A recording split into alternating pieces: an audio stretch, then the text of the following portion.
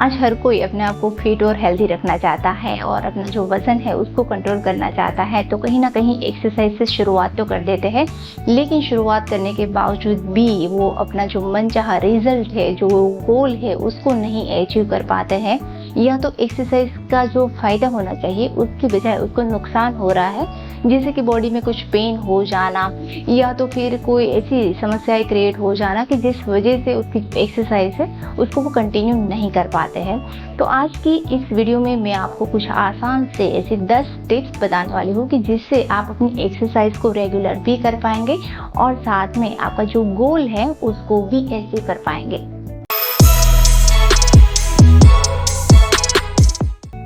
Hello friends, मैं हूं अल्पा नकुम और आज की इस वीडियो में जानेंगे कि एक्सरसाइज को शुरू करने से पहले और एक्सरसाइज करने के बाद आपको कौन सी बातों का ध्यान रखना है।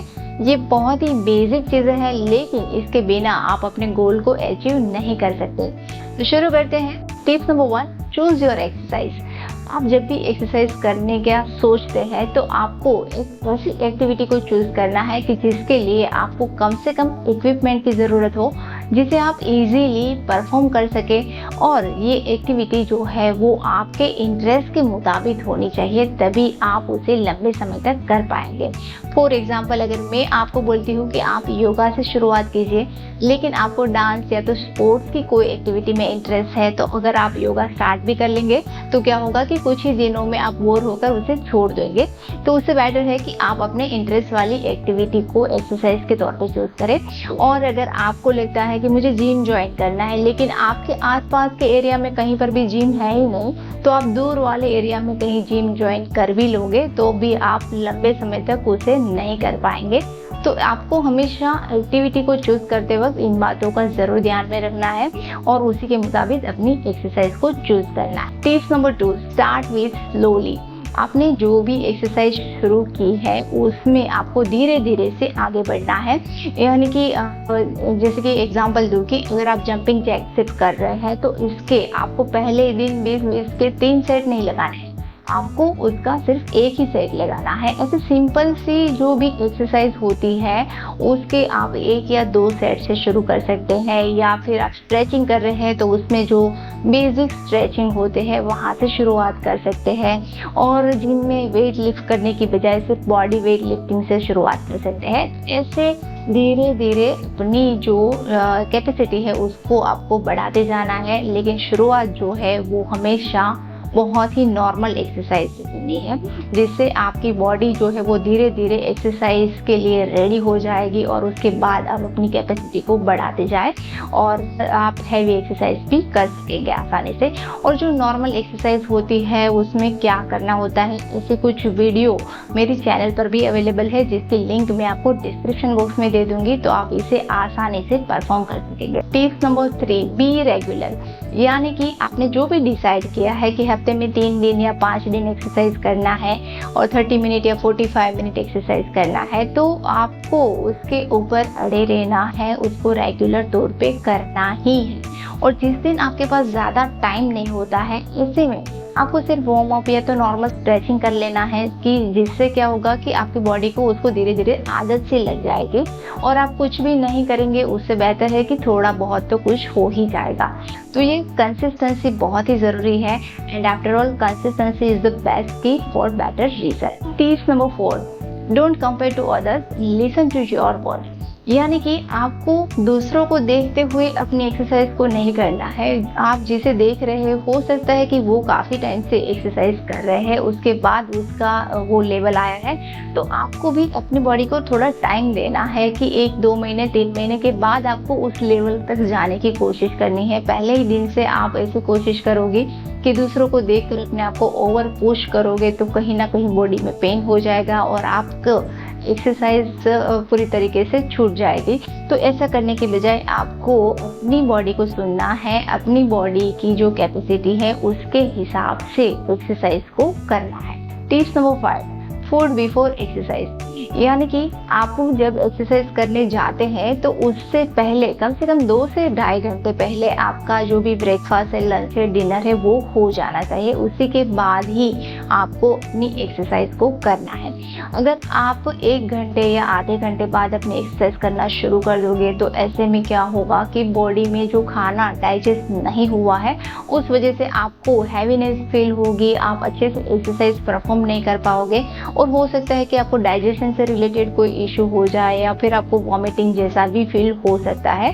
तो इस बात को खास ध्यान में रखें कि 2 से ढाई घंटे के बाद ही आपको एक्सरसाइज करनी है और अगर आपने कुछ लिक्विड लिया है तो एटलीस्ट आधा घंटा होने दीजिए, उसके बाद आप एक्सरसाइज कर सकते हैं। टिप्स नंबर 6, स्टे हाइड्रेट, यानी कि जब हम एक्सरसाइज करते हैं तो बॉडी में से काफ़ी सारा पसीना निकलता है और उस वजह से बॉडी जो है वो डिहाइड्रेट होने के चांसेस बढ़ जाते हैं। तो ऐसे में बॉडी को हाइड्रेट रखना बहुत ज़रूरी है और इसीलिए एक्सरसाइज करते वक्त बीच बीच में कभी 1 घूंट या 2 घूंट जितना पानी पीते रहना चाहिए कि जिससे बॉडी जो है वो हाइड्रेटेड रहेगा और डिहाइड्रेशन जैसी कोई प्रॉब्लम नहीं होगी।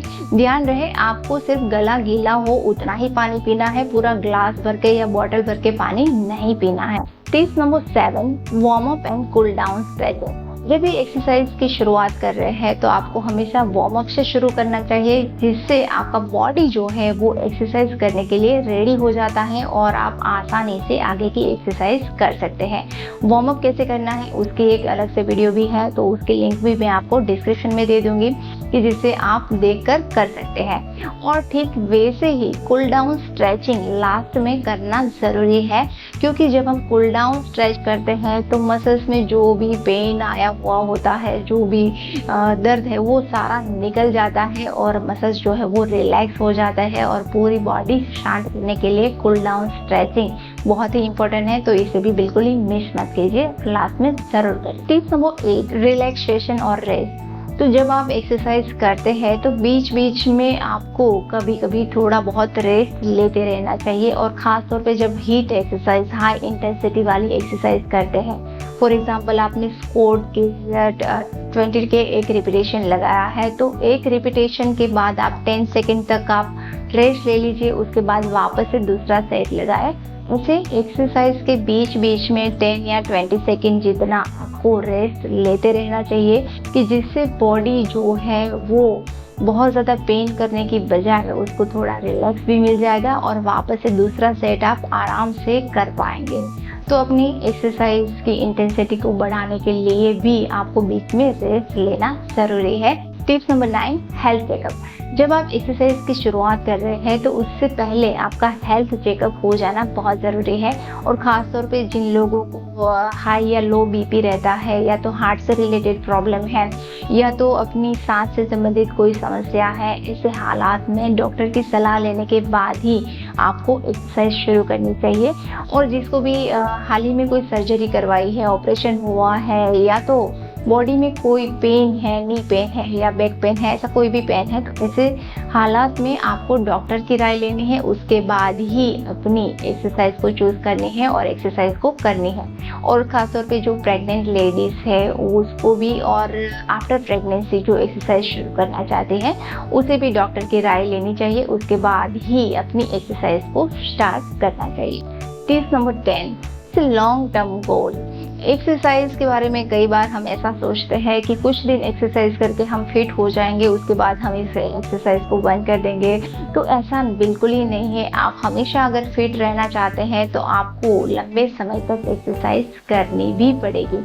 तो ये एक्सरसाइज जो है वो कोई 1-2 दिन या 1-2 महीने की बात नहीं है, इसे आपको लॉन्ग टर्म गोल समझकर आगे बढ़ना है, इस बात को भी ध्यान में रखना है। लास्ट और इम्पॉर्टेंट थिंग्स कि जब आप एक्सरसाइज करते हैं तो आपको न्यूट्रिशन से भरपूर खाना खाना चाहिए कि जिससे आपकी बॉडी में एनर्जी बनी रहे और आपके जो मसल्स है वो लूज ना हो। तो ये न्यूट्रिशन वाला खाना यानी कि बैलेंस डाइट। अभी बैलेंस डाइट क्या होता है जानेंगे फिटनेस टिप्स की अगली वीडियो में। तो उसके लिए अगर अभी तक आपने चैनल को सब्सक्राइब नहीं किया है तो जल्दी से चैनल को सब्सक्राइब कर लीजिए, बेल आइकन को प्रेस कर लीजिए और इस चैनल का एक अटूट हिस्सा बन जाए। Get fit by following fitness routine. Thank you.